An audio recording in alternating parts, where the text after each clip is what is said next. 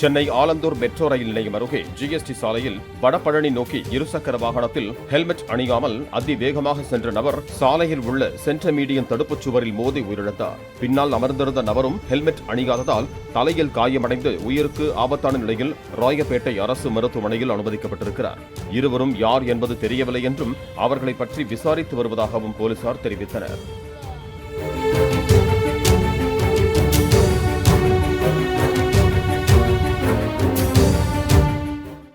Play store மற்றும் app ஸ்டோரில் இருந்து பாலிமர் செயலியை QR கோடு மூலம் பதிவிறக்கம் செய்யுங்கள்.